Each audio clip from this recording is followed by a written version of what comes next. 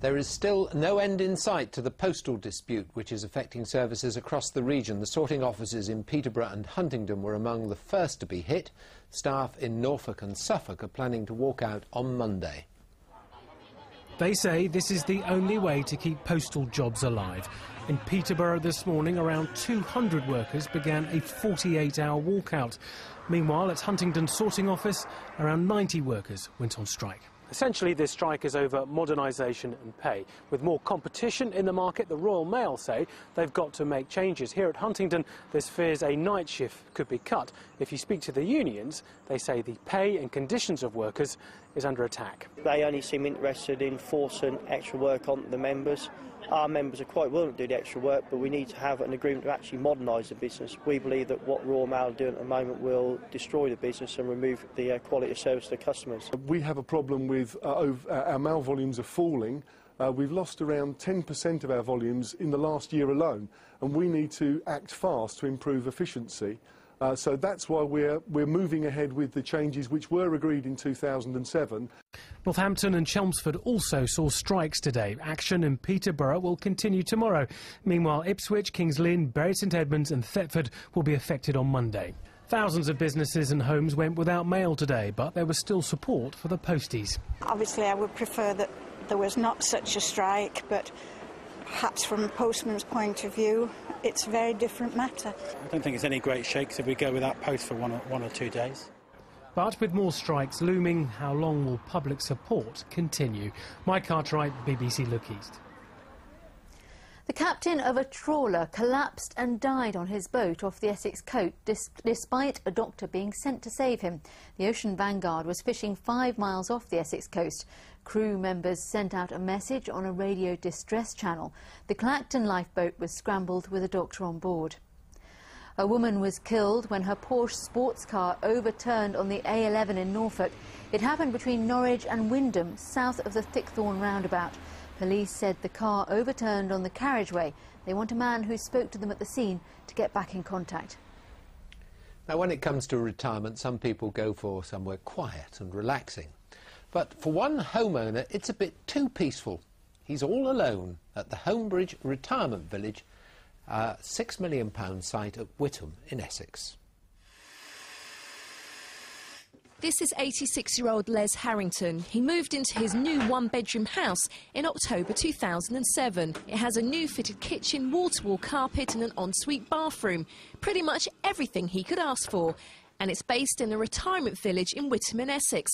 The problem for Les is he's the only person living in the entire complex. People put deposits on places. I think at one time there was 18 people got reservations on them and 4 places had deposits put down. But then, as I say, the crunch came. Wallop. Nobody could sell their property. What would it mean to have more people moving in? Well, it'd be lovely just to have people to chat to, people to come in like you are now, a cup of tea, come in the evening for a drink if they've got a particular programme, want to discuss a programme, anything like that.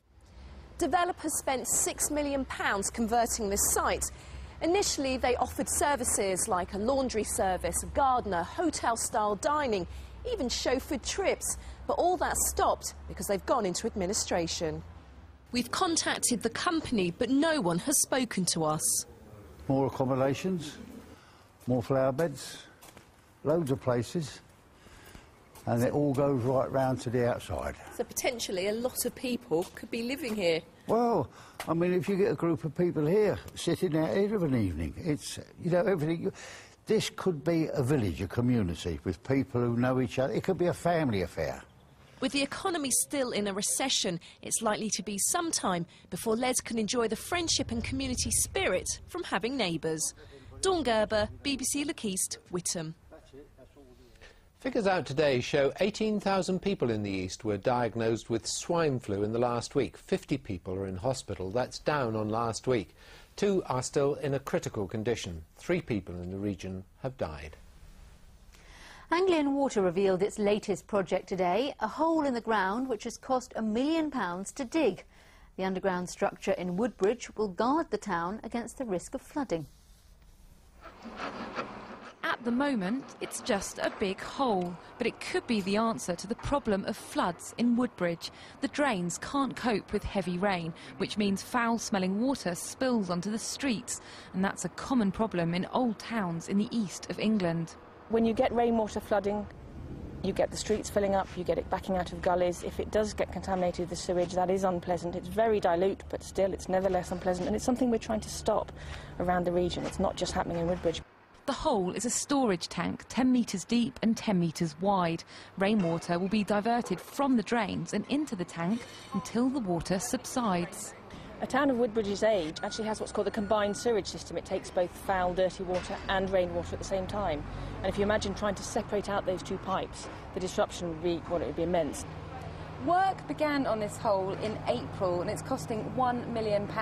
But next week it's going to be sealed off and shoppers from the local supermarket will be using it as their car park.